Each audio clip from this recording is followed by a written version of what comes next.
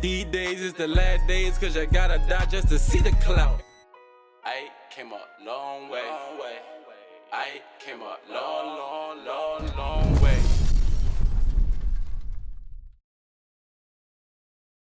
And sending him nude photos of myself. What God wanted, we were required to give, no matter what. And we had to give it with a smile, like we enjoyed it.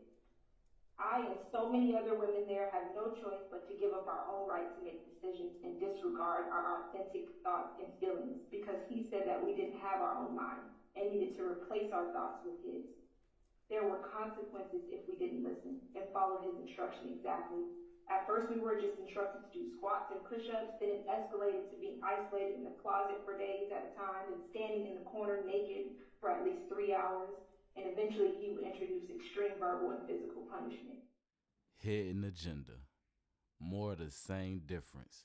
This time we're taking a look at Nature Boy. And it's not looking too good. Nature Boy is currently serving a life sentence in a Georgia penitentiary. These are the victim's impact statements, but before we get into it, let's look at his work. Why you come on this journey? I came on this journey for guidance because I didn't get guidance in Babylon. I didn't get help in Babylon. I got a little. Am I guiding you? You are guiding me. But it's not easy. It's not easy. Like the things. The hardships that played our past are not the hardships that played our future. We are living in a new age, a hidden age, and this is the hidden agenda. Send a pic, send a flick without permission, and you too can get a life sentence. Like your boy Nature Boy. It's called revenge porn. Let's go. The things that you say, the way you say it, that should be hurting, but it be the truth. Yeah, I ain't gonna take it easy on you. I don't take it easy on nobody. I do it on camera, nigga. Like, I'm a real nigga. I ain't never been no nigga that's gonna talk to you sweet. This ain't no sweet shit. You got to be strong out here. Woo! DeKalb County, Georgia. A man accused of running a cult in DeKalb County before being convicted of rape and sentenced to life in prison earlier this year was injured in a prison fight earlier this week. The Georgia Department of Corrections confirmed to Channel 2 Action that Mr. Bishop had to be hospitalized in Macon State Prison. I'm hearing there was some type of bottom bunk, top bunk beef going on, but that's only allegedly. But you could use your imagination. Hospitalized? I'm not gonna I'm like, some people like, oh, but you think it's more than they can bear. I'm like, well, don't come to me. Don't come to me. If you don't want that shit real, if you ain't ready to evolve, if you ain't really ready to change, I'm gonna push you to your fucking limit. At that time, I was married and a mother to a 2-year-old, and he didn't care. He restricted me from seeing my husband and our child so that I could, what he called, focus on him. That meant catering to his every need, whether that be helping him get dressed every morning, brushing his teeth, giving him massages, cooking his meals, doing sexual favors while he recorded video, and sending him nude photos of myself.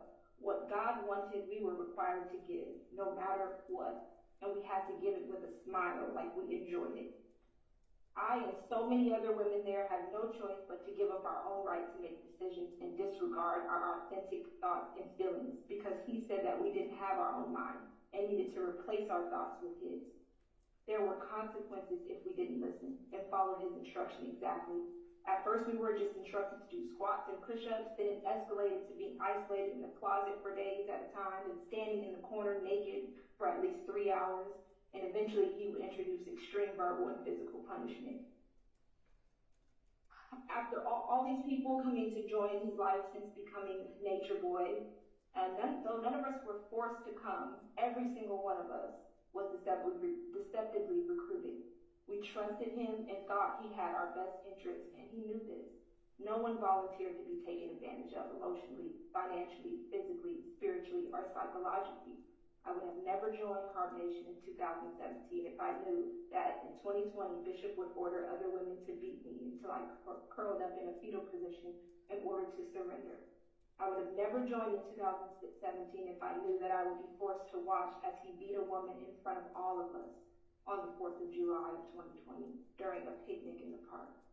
I would have never joined if I knew that he would eventually separate other men from the women so that he could force every woman to have sex with him whether they wanted to or not. Or if I would have known we would be ordered to slap and jump others. Or if I knew that he would have the final say on every aspect of our lives, from food to clothes to where could go or sleep, or if we could take a walk, or if we could leave the group, we would need permission, and that we wouldn't be able to go anywhere by ourselves. I never would have joined if I knew that. I would live in fear every day, not knowing who he would hurt that day, who he would order us to hurt, or if I would be hurt that day. All it took was for someone to have what he would call an attitude, or for them to slightly resist him. He often responded to any resistance from the women with whipping them with a leather belt over and over while he laughed and made the rest of us watch. He would make us lay flat on our stomachs while he walked around in a rage, taunting us, degrading us, kicking us, and stomping on us, beating us into submission. He said we were his property and that he could do anything he wanted to us. No one was coming to save us in these foreign countries. He said no one cared about black girls like us, not in America or anywhere else. If we told anyone, we would be being disloyal, betraying the Christ, the Messiah. We would be going against God. In fact, we should be grateful that we get to be in his life, he said. No one else loved us like he did. He said he loved to dominate us and the feeling of being able to hurt us or kill us at any moment. He said that if he killed us, no one would know or care.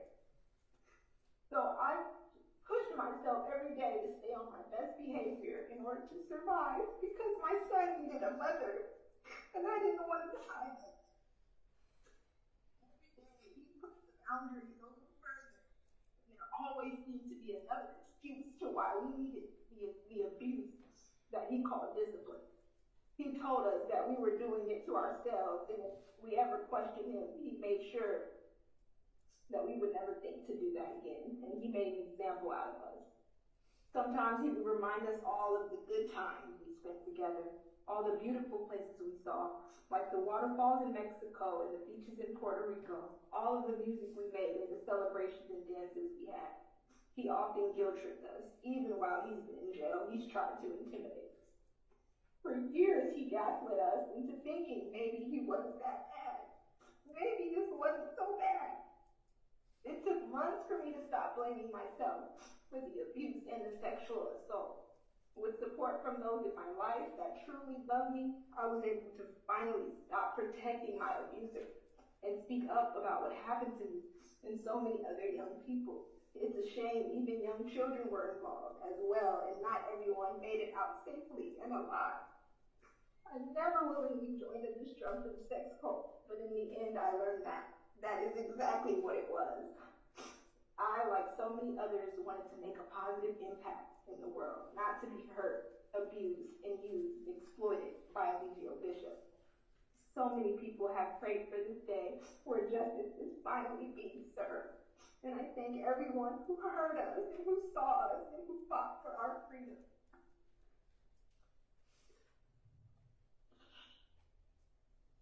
Thank you. Thank you.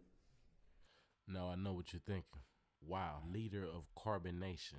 Before I even get into it, I first want to say my heart goes out to all the victims in this situation and all the victims of this type of situation all across the world. Indeed, Nature Boy is serving a life sentence, but when I heard this victim impact statement, it led me to dig a little bit deeper into who VGO Bishop was and what just was he about, and possibly how did he get this way.